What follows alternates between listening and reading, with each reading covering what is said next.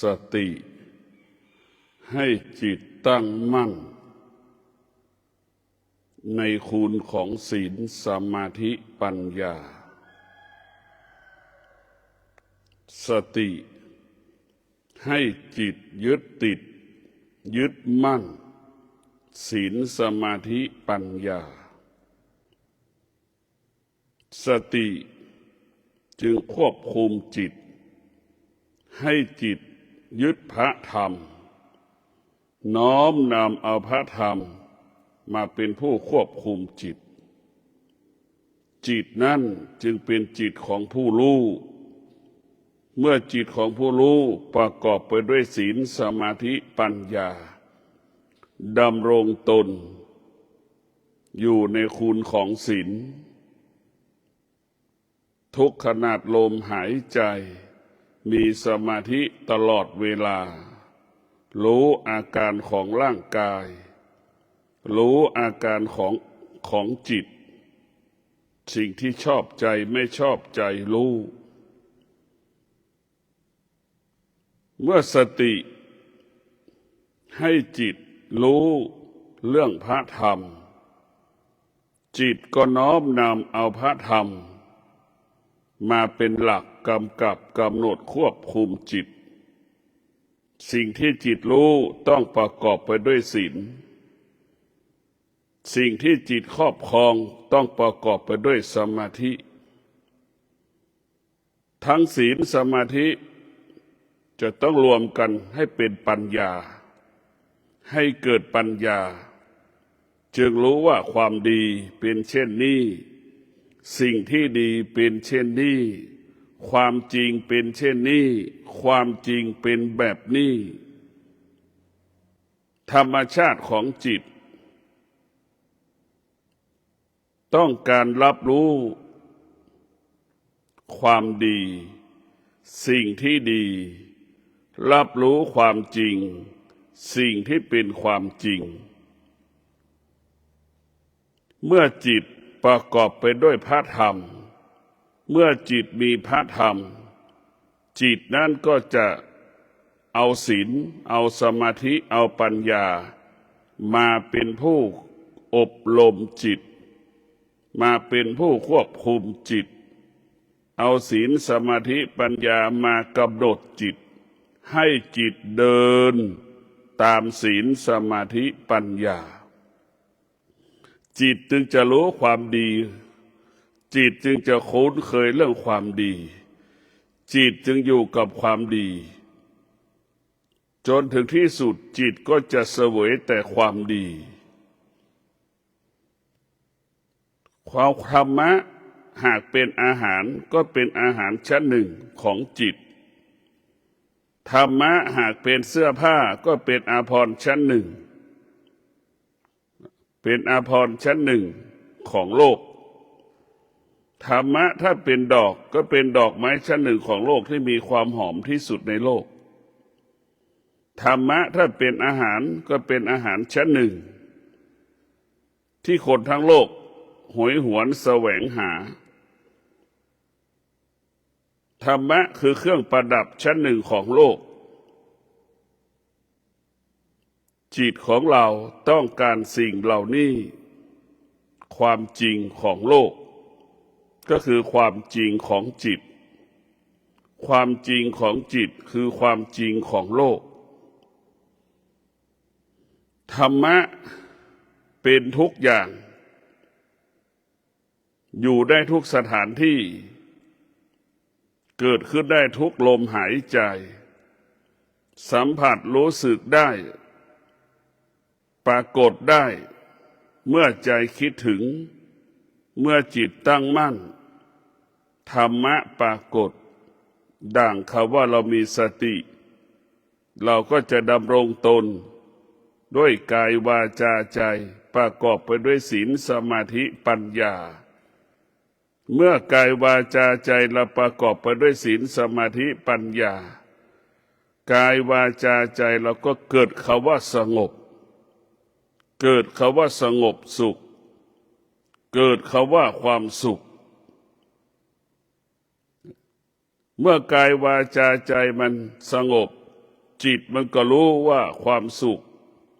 ความสงบสุขความสงบมันรู้ซึ่งความจริงแล้วจิตมันก็จะเดินตามหาความจริงต่อจนถึงที่สุดก็จะได้พบความจริงได้พบความจริงก็คือความสงบสุขด้วยปัญญาความสงบสุขด้วยปัญญาเมื่อความสงบสุขด้วยปัญญาแล้วจะอยู่เหนือสิ่งที่รู้ทั้งหมดทั้งสิ้นสงบด้วยปัญญาจะอยู่เหนือสิ่งที่เรารู้ละสิ่งที่เรารู้ไม่ตามรู้สิ่งที่เรารู้พวกเราทั้งหลายสิ่งที่เราต้องการถ้าภาษาชาวบ้านว่าความดีสิ่งที่เราต้องการชาวบ้านต้องการก็คือสิ่งที่ดีๆสิ่งที่เราต้องการที่ชาวบ้านเรียกว่าความจริงสิ่งเหล่านี้จะเกิดขึ้นได้เมื่อเรามีสติสิ่งเหล่านี้จะเกิดขึ้นได้เมื่อจิตเราตั้งมั่นอยู่ในศีลสมาธิปัญญาความดีความจริงเกิดขึ้นกับเราท่านทั้งหลายอวิชชาเป็นผู้ควบคุมกายวาจาใจเราอวิชชาเป็นผู้กำหนดชีวิตของเราตั้งแต่เราไม่เกิดจนเราเกิดหลังเราเกิดขณะที่เกิดเติบโตเติบใหญ่จนเราหมดลมหายใจอวิชชามันครอบงำเรามันหลอกเราตลอดเวลาเพราะอวิชชาก็คือตัวไม่รู้ไอ้ตัวไม่รู้มันจึงทำให้เราเป็นทุกข์ไอ้ตัวไม่รู้จึงทำให้เราเกิดความสุขไอ้ตัวไม่รู้จึงทำให้เราโกรธไอ้ตัวไม่รู้จึงทำให้เราหลงไอ้ตัวไม่รู้ก็เพราะเราเกิดความโลภไอ้ตัวไม่รู้ทั้งหลายเนี่ยเพราะเราไม่รู้ทั้งสิ้นอวิชชาเนี่ยมันหลอกเราตอนที่เราไม่มีภรรยาเราก็เข้าใจว่าภรรยาเรามีภรรยาแล้วเราจะมีความสุขพอเรามีภรรยาแล้วความสุขมันก็ไม่เกิดพอเราแต่งงานแล้วเราไม่มีบุตรไม่มีลูกเราก็เข้าใจว่ามีลูกแล้วจะมีความสุขพอเรารู้ว่ามีท้องพอรู้ว่าจะเริ่มมีลูกไปมีท้องมีลูกแล้วตั้งครรภ์แล้วเราก็รู้สึกว่าสุขพอหลังที่เรามีท้องแล้วเกิดความทุกข์อีกใช่ไหมหลังที่มีท้องแล้วเกิดความทุกข์อีกระหว่างที่ท้องมันก็เกิดอาการสำแดงอาการนี่แหละอวิชชามันจะเป็นเช่นนี้ตอนที่ลูกออกจากคลอดมาแล้วก่อนจะคลอดก็จะมีความสุขว่าจะได้อุ้มลูกสัมผัสกับลูกพอคลอดลูกออกมาแล้วมันก็ไม่มีความสุขอีกคือหาความสุขไม่เจอเพราะอวิชชามันบอกให้เราเมื่อมีสิ่งนี้แล้วเราจะมีความสุขนี่มันหลอกเราเมื่อเรามีแล้วมันก็ยังไม่สุขเรารู้ว่ามีลูกรู้ว่ามีท้องเราเข้าใจว่ามีสุขเมื่อมีท้องตั้งครรภ์แล้วมีลูกแล้วลูกออกมาแล้วมันก็ยังเกิดความทุกข์อยู่ดีทุกข์เพราะอวิชชาเหล่านี้แหละถึงทำให้เราเป็นทุกข์ตลอดเวลาท่านทั้งหลาย อวิชชาเป็นผู้ปกปิดความจริงปิดบังปิดกั้นความจริงให้เราเข้าใจสิ่งอื่นๆเป็นเรื่องความดีเป็นเรื่องความจริงทั้งสิ้นท่านทั้งหลายมีทรัพย์มากไม่มีความสุขก็เพราะจิตเรามีอวิชชามีทรัพย์มากก็มีแต่ความทุกข์มากก็เพราะจิตเรามีอวิชชาเนี่ยมันหลอกให้เราหลอกให้เราหาหลอกให้เรามีพอหาได้มีได้สุขก็ยังไม่เกิดหรือยังไม่พบความสุขเหตุใดเรามีทรัพย์มากเราจะมีความทุกข์เหตุใดเรามีทรัพย์มากแล้วยังไม่มีความสุขมันก็เพราะเราหัวใจเรามีอวิชชาทั้งหมดทั้งสิ้นอวิชชานี่แหละจึงทำให้เราเป็นทุกข์ตลอดเวลาคนจำนวนมากก็เป็นเช่นนี้เหมือนกันหมด99%เราครอบครองทรัพย์สมบัติมีทรัพย์สมบัติมากแล้วไม่มีความสุขมีทรัพย์สมบัติมีทรัพย์สมบัติมากมีความทุกข์มากนี่มันปกปิดบังหัวใจจิตใจที่มีอวิชชามันก็จะเห็นสิ่งที่เป็นอธรรมทั้งสิ้นคนจำนวนมากครอบครองสิ่งที่เป็นอวิชชาครอบครองสิ่งที่เป็นอวิชชาทั้งหมดทั้งสิ้นมีสามีแล้วไม่มีความสุขมีภรรยาแล้วก็ไม่มีความสุขอันนี้แหละหัวใจอวิชชาให้เราไปพึ่งพาผู้หญิงผู้ชายคนนั้นผู้หญิงผู้ชายคนนี้หัวใจที่มีอวิชชาไปพึ่งพาสิ่งนั้นไปพึ่งพาสิ่งนี้ให้เราไปพึ่งพาและที่สุดมันก็ไม่ใช่มีลูกแล้วมันก็ไม่ใช่ลูกโตแล้วมันก็ไม่ใช่ลูกมีงานทำแล้วก็ไม่ใช่ลูกมีหลานแล้วมันก็ไม่ใช่จนเราหมดลมหายใจเราไม่ได้พบความจริงเพราะจิตใจเรามีแต่อวิชชาอวิชชาคือผู้ไม่รู้เป็นผู้ไม่รู้เหมือนคนตาบอดพลอยเป็นลักษณะไหนมันก็ไม่รู้เพชรเป็นลักษณะไหนเขาก็ไม่รู้ถึงรู้ก็ตัดสินใจไม่ได้ว่าอันนี้ของจริงของแท้เพราะรู้ไม่จริงมันรู้ด้วยอวิชชารู้ไม่เป็นจริงดังคนตาบอดอันไหนเป็นทองคำก็ยังไม่รู้อันไหนเป็นตะกั่วก็ยังไม่รู้อันไหนเป็นทองเหลืองก็ยังไม่รู้เลือกไม่ได้เลยมันรู้เฉยๆว่าอันนี้ของหนักรู้เฉยๆว่าทองคำเป็นของหนักแต่ยังไม่เห็นว่าอันนี้ไอ้ทองเหลืองที่มันหนักกับทองคำที่มันหนักกับตะกั่วที่มันหนักเนี่ยมันใกล้เคียงกันหมดเราไม่สามารถเลือกได้พอเลือกก็เลือกผิดเหมือนเราเลือกคู่ครองนั่นแหละเห็นไหมมันก็เป็นทุกข์อีกเราครอบครองทรัพย์สมบัติแล้วไม่มีความสุขคงไม่แตกต่างจากคนตาบอด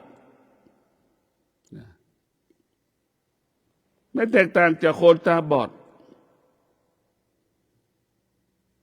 ตัดสินใจผิดเลือกเอาตะกั่วเป็นทองค สามีเราอาจจะเป็นตะกั่วก็ได้สามีเราอาจจะเป็นทองเหลืองก็ได้เราถึงไม่มีความสุขเพราะเราเลือกผิดลูกก็เป็นเช่นนั้นแหละคิดว่าลูกอาจจะเป็นตะกั่วก็ได้ลูกอาจจะเป็นทองเหลืองก็ได้เพราะเราเลือกผิดเข้าใจว่าสิ่งเหล่านี้เป็นทองคำมันจึงทำให้เราหลงสิ่งเหล่านี้มาตลอดเวลาสิ่งที่เราครอบครองมันเป็นอวิชชาทั้งหมดทั้งสิ้นสามีก็เป็นอวิชชาภรรยาก็เป็นอวิชชาลูกก็เป็นอวิชชามันจึงเกิดคำว่าไม่ใช่ไม่จริงไม่เป็นจริงไม่ใช่ความจริงเห็นไหมมันเป็นความจริงสิ่งที่เราสมมติคือทางนั้นความจริงที่เป็นสมมติมันก็ไม่ใช่ความเป็นจริงความจริงที่อยู่เหนือความจริงก็คือความจริงแห่งธรรมความจริงแห่งธรรมก็คือตัวปัญญาให้เรารู้ความจริงแห่งธรรมก็คือตัวสติเรียกว่าสติปัญญาจะอยู่เหนือสิ่งที่เราครอบครองรู้ว่าสิ่งที่เราครอบครองมันไม่เที่ยงเราครอบครองสิ่งที่มันไม่เที่ยงเราครอบครองสิ่งที่เป็นอวิชชา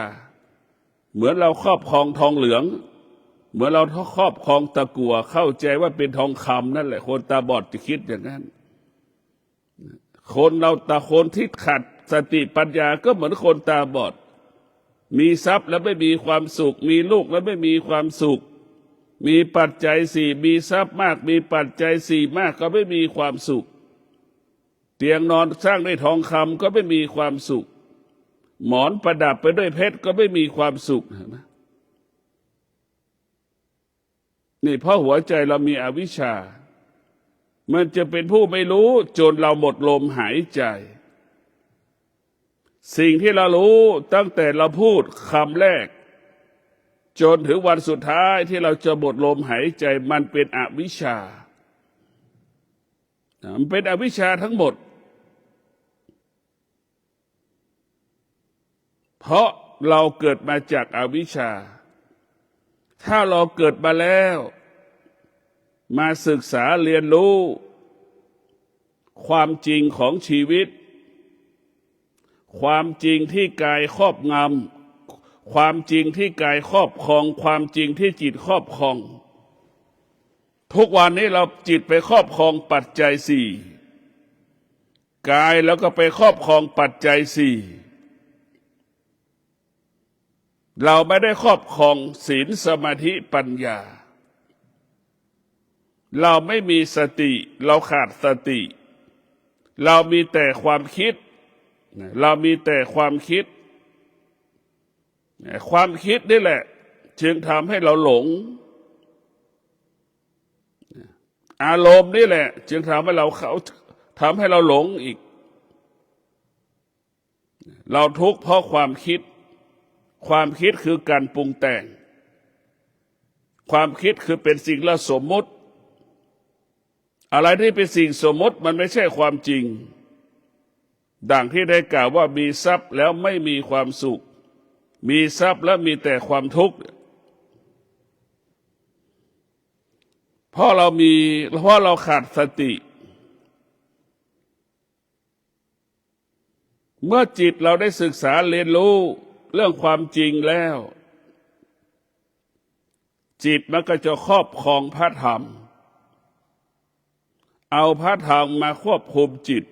เอาพระธรรมมาควบคุมกายพระธรรมก็คือศีลสมาธิปัญญามากำกับกายวาจาใจของเราเมื่อกายวาจาใจเราประกอบไปด้วยศีลสมาธิปัญญากายวาจาใจเราก็สงบนิ่งมีสติรู้หยุดยั้งความคิดมีสติรู้อยู่เหนือความคิดมีสติรู้ชนะความคิดมีสติรู้ชนะอารมณ์มีสติรู้ดับอารมณ์มีสติรู้ดับความคิดมีสติเท่าทันอารมณ์มีสติเท่าทันความคิด จนถึงที่สุดเราก็หยุดความคิดหยุดอารมณ์ด้วยตัวสติสติก็คงเปรียบเสมือนสารส้มอารมณ์ก็เปรียบเสมือนน้ำที่มันขุ่นๆประกอบไปด้วยขี้ตะกอนความคิดก็เปรียบเสมือนน้ำที่มันขุ่นๆประกอบไปด้วยขี้ตะกอนสติคือสารส้มจึงทำให้เราเห็นความจริงรู้ความจริงเมื่อเรามีสติพวกเราทั้งหลายเราจะกำกับเราจะกำหนดเราจะควบคุมกายวาจาใจเราด้วยสติสติคือเป็นหลักใหญ่ของพระธรรมเป็นหลักใหญ่ของพระธรรม 84,000 พระธรรมขันธ์สติเป็นนายสติเป็นผู้บัญชาการใหญ่สติเป็นนายกรัฐมนตรีประเทศไทยอยู่ภายใต้อำนาจของนายกรัฐมนตรีผู้ปกครองประเทศฉันใดสติก็เป็นผู้บัญชาการร่างกายของเราเป็นผู้ควบคุมร่างกายของเราเป็นผู้กำหนดร่างกายของเราทั้งหมดทั้งสิ้นเพราะฉะนั้นพวกเราทั้งหลายสติเป็นผู้จัดการบริหารร่างกายของเราประกอบไปด้วยตาหูจมูกลิ้นกายใจร่างกายของเราประกอบไปด้วยอวัยวะต่างๆเราจะต้องใช้สติได้ไปจัดการบริหารอวัยวะของเราเช่นตาของเราไม่ให้หลงในรูปสติจะไปจัดการตาเราไม่ให้ยึดติดในรูปไม่ให้หลงในรูปตาสติมันก็จะบอกให้เรารู้เฉยๆรู้เฉยๆว่าเป็นรูปรู้เฉยๆว่าเป็นมนุษย์รู้เฉยๆว่าเป็นหมารู้เฉยๆว่าเป็นแมวรู้เฉยๆว่าเป็นคนผู้หญิงผู้ชายไม่ต้องรับรู้หมาตัวผู้ตัวแม่ก็ไม่ต้องรับรู้แมวตัวผู้ตัวแม่ก็ไม่ต้องรับรู้ให้รู้เฉยๆเนี่ยสติมันจะบอกให้ตารู้แบบนี้หูก็เช่นเดียวกันสติมันก็บอกให้หูไม่ให้หลงในเสียงไม่ยึดติดในเสียงรู้เฉยๆว่าเป็นเสียงคนรู้เฉยๆว่าเป็นเสียงหมารู้เฉยๆว่าเป็นเสียงนกให้รู้เท่านั้นนี่แหละให้รู้เท่านั้นไม่ให้ไปรับไม่ให้ไปยึดติดว่าเสียงหมาตัวผู้ตัวแม่เสียงนกตัวผู้ตัวแม่อีกแมวเสียงแมวตัวผู้ตัวแม่อีกไม่ต้องไปรับรู้ตรงนั้นให้รู้เฉยๆว่าเป็นเสียงแมวเท่านั้นเราก็ไม่ต้องว่าเป็นเสียงแมวมันร้องที่หูกระทบที่หูให้เรารู้ได้ที่ให้หูของเรามีหน้าที่รู้แค่นั้นรู้อย่างนี้แล้วมันก็ไม่หลงมีสติรู้ใช้รู้จักหน้าที่แบบนี้ก่อนจะตัดสินใจจมูกก็เหมือนกันสติมันก็จะไปควบคุมจมูกก็รับรู้สัมผัสกับกลิ่นหอมเฉยๆเหม็นเฉยๆหอมก็รู้ว่ามันหอมเหม็นก็รู้ว่าเหม็นไม่ต้องไปยึดว่าเป็นปลาร้าเป็นปลาเป็นหมามันตายแมวมันตายนกมันตายหนูมันตายอะไรเพื่อก็ไม่ต้องสงสัยรู้เฉยๆว่ากลิ่นนี่มันหอมรู้ว่ากลิ่นเฉยๆว่ากลิ่นมันเหม็นเราจะไม่เข้าไปยึดติดว่าเป็นหมาตายเป็นของหอมก็ไม่ต้องไปยึดติดรู้เฉยๆหน้าที่ของจมูกคือรับรู้สัมผัสกับกลิ่นหอมก็รู้ว่ามันหอมเหม็นก็รู้ว่ามันเหม็นเท่านั้นเราจะไม่ต้องไปรู้ว่าแมวตายอะไรที่ทำให้หอมเนี่ยไม่ต้องไปสงสัยหน้าที่รู้เนี่ยเมื่อสติมันไปบอกมันไปสอนให้รู้จักอายตนะรู้จักหน้าที่เนี่ยทุกวันนี้มันก็จะทำให้กายวาจาใจเราสงบลิ้นก็เหมือนกันสติก็ไปกำกับควบคุมบอกสอนให้มันรู้หน้าที่ของเธอแค่สัมผัสไม่ควรตัดสินใจใดๆทั้งสิ้นอร่อยไม่อร่อยไม่ต้องพูดไม่ควรปฏิเสธลิ้นให้ลิ้นรู้แค่นั้นให้ลิ้นมันรู้นะสติจะไปฝึกลิ้นสติจะไปฝึกกายให้มันสัมผัสว่าร้อนว่าหนาวของแข็งทุก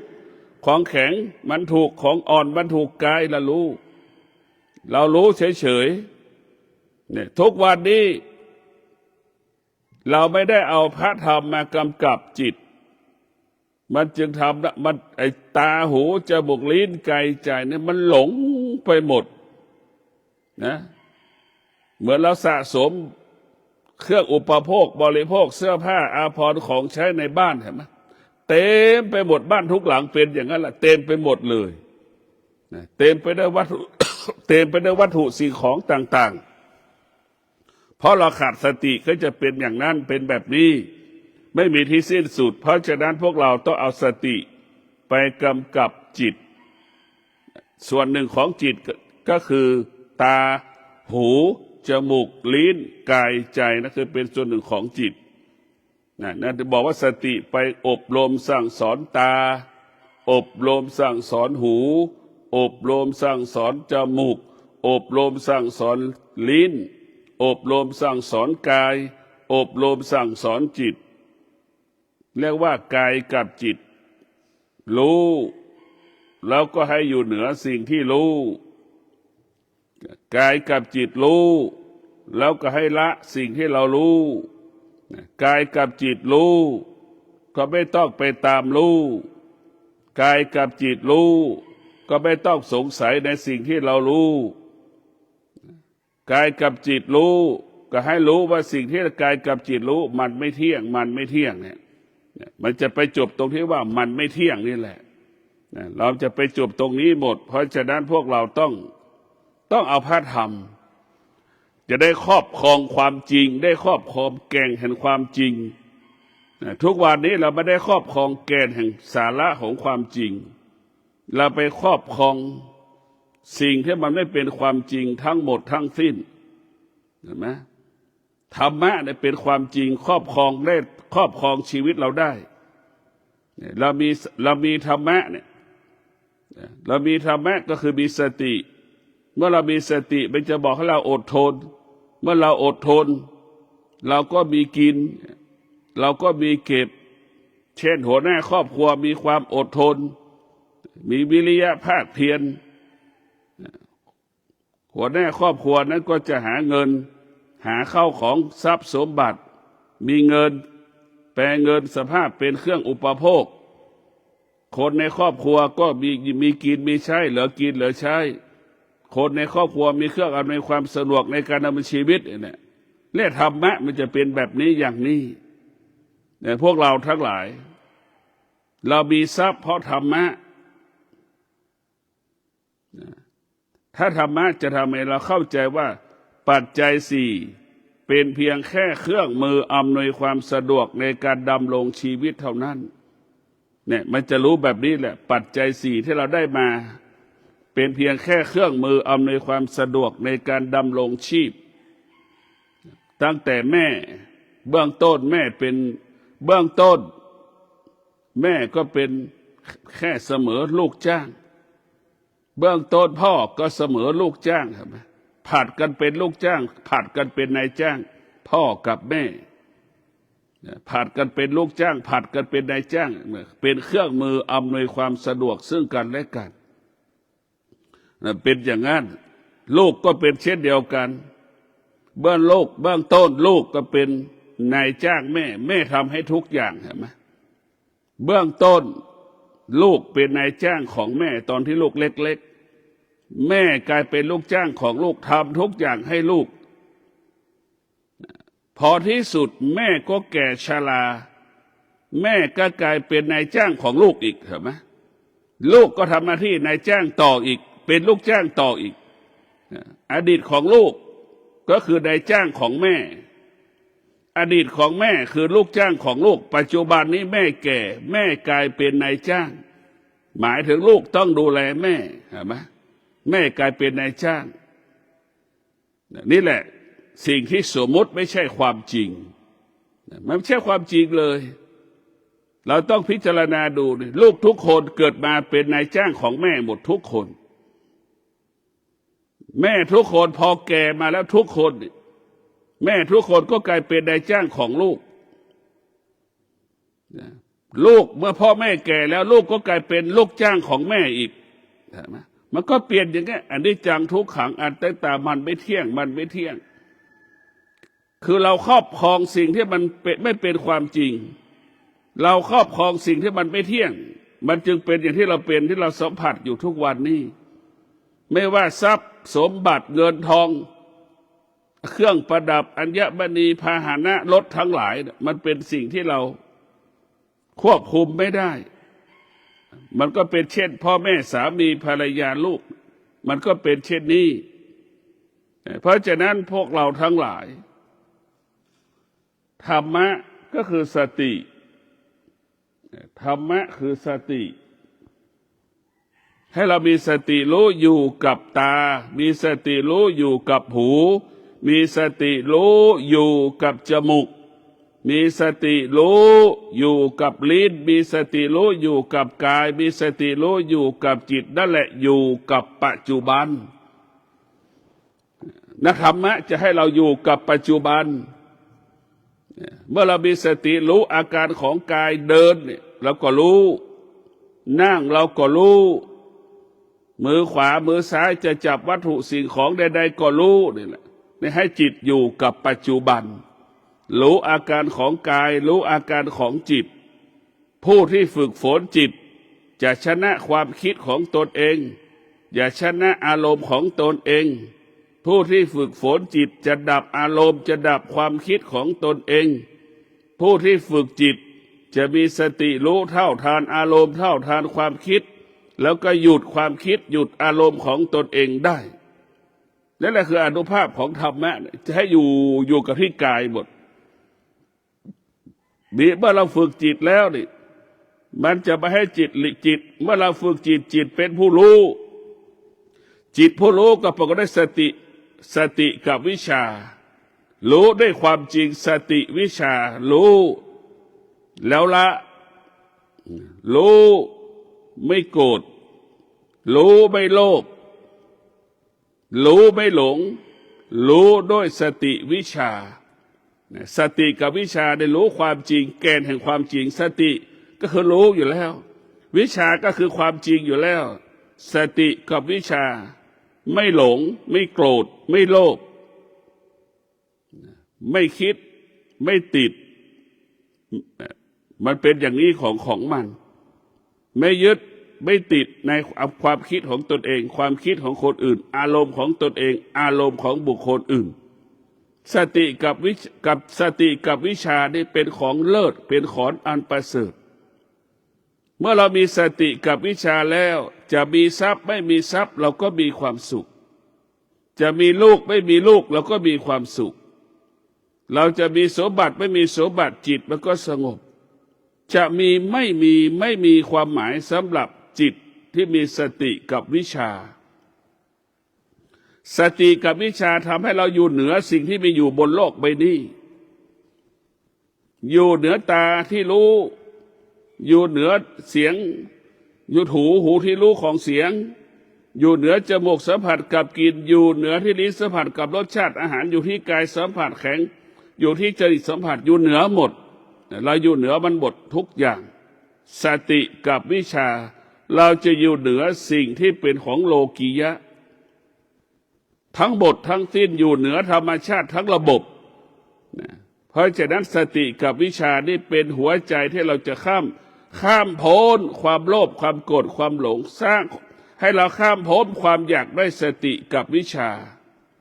รู้ความจริงอยู่เหนือความจริงรู้ความจริงละความจริงนี่แหละหัวใจที่มีสติกับวิชายิ่งใหญ่และมีพลังจึงทำให้เราอยู่เหนือทางตาหูจมูกลิ้นกายใจอะไรกระทบตาหูจมูกลิ้นกายใจหัวใจที่มันมีสติกับวิชาจะอยู่เหนือทั้งหมดทั้งสิ้นอะไรมากระทบตาหูจมูกลิ้นกายใจก็อยู่เหนือมันรู้มันเท่าทานมันไม่หลงมันไม่ยึดติดในมันก็ขอความสุขสวัสดีจงเกิดแก่ท่านทั้งหลายมีสติรู้ด้วยวิชาเกิดปัญญาหลุดพ้นความโลภความโกรธความหลงหลุดพ้นอารมณ์ของตนเองหลุดพ้นจากอารมณ์ของคนอื่นหลุดพ้นจากความคิดของตัวเองหลุดพ้นจากความคิดของบุคคลอื่นขอเจริญพร